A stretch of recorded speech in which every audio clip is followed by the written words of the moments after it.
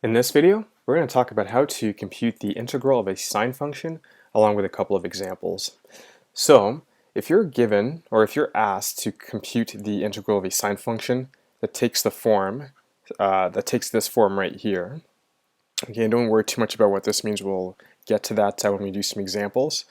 Then the integral of that is going to equal negative cos of whatever is in the sine bracket plus c. So let's do an example here. So in this example, we're given a function f of x is equal to sine of 4x, and then we're asked to find the integral. Okay, so find the integral from the interval pi on 2 to pi to 2 pi, excuse me, of f of x dx. And what we can see here is that since we're given an interval to integrate over, that means it's asking for the definite integral, in which case we're going to get a number and not just an expression. So the first thing that we're going to do whenever we come across something like this is we're going to define our placeholders, because what we want is when we put this into the integral and start manipulating it, we want to take this form right here, and I'll show you how to do that. But first, let's work on our placeholder. So we'll call it our placeholder box. That's what this is here. And our placeholder is essentially whatever is in the sine argument. So in this case here, we have 4x. 4x. And then we also want to find out what the derivative of that placeholder is with respect to x. So the derivative of 4x with respect to x is just 4. Okay, so now that we have our placeholders, we can go ahead and actually start manipulating our integration. So what this question is asking us is to find on the interval from pi on 2 to 2 pi of sine 4x dx. Okay, so we'll find this integral here. Now how do we do that? Well, let's put in our placeholder. So let's start working on that here. So we'll write it as sine box dx. Which brings us to the next issue. What we want, since now that we're in our placeholder form, is we want to be differentiating, or integrating rather, with respect to this placeholder here with respect to box, and not dx. Okay, if we're using this this symbology. So what we're going to do then is, all we're going to do is we're just going to multiply this expression by d box by dx, okay, and see what happens when we do that. We get this.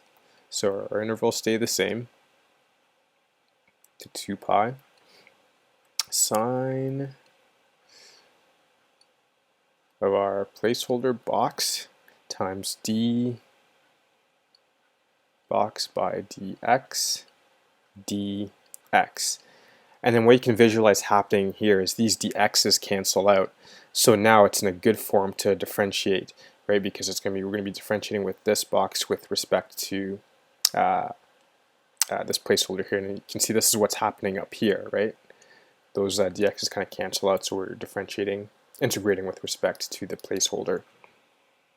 So now it's in this form, we can go ahead and substitute our numbers back in. So we can go, okay, we'll write over here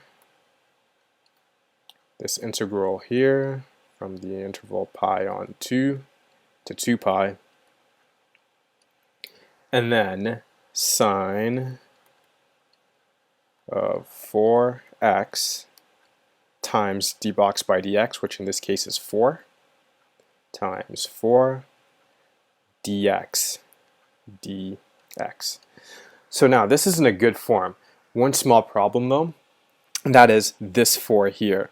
This 4 changes our expression. Okay, it's no longer equal to this, which is what we're trying to find.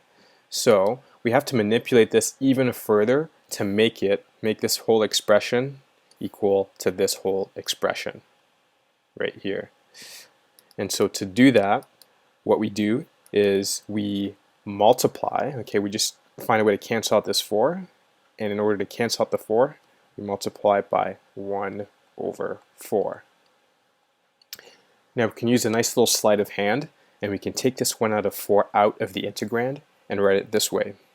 Okay, so we take the 1 out of 4, 1 over 4 out, pi on 2 to 2 pi, okay, times sine 4x times 4 and dx. Now this is perfect because now what we have is we have this integral set up in such a way that this right here, okay, takes on this form here, okay, but also this entire expression is equal to this entire expression. Okay, this hasn't changed, it's still the same thing. Okay, the question is still the same. So now that it's in the correct form, we can actually go ahead and evaluate this integral here, which states that if this is in this form here, then our integral is just going to be negative cos x. So we replace this, okay, sorry, this entire bit here with negative cos x. So what that will do is it'll give us 1 over 4 times negative cos 4x, okay, and since it's a definite integral, we don't have to worry about the plus c. So we'll just put in our pi on 2 to pi, or to 2 pi. And from here we can simplify this, make this look a little bit nicer. So that'll give us negative cos 4x over 4 on the interval of pi on 2 to 2 pi. Okay, so now what we can do is we can simply substitute these numbers in. Okay, we can substitute these numbers in. So we get negative cos let's write it this way here. Okay, so what I'll do is I'll actually take out a negative 1 out of 4 here. 1 out of 4, I'll take that out, and I'm just going to put in cos 4x, so cos 4 times 2 pi minus cos 4 times pi on 2. Okay. And then as we simplify this even further,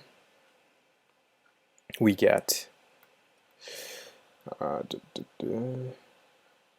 negative 1 over 4 times cos 8 pi minus cos 2 pi, which is equal to negative 1 over 4 times 1 minus 1, which gives us 0. Okay, so that would be the answer to this question.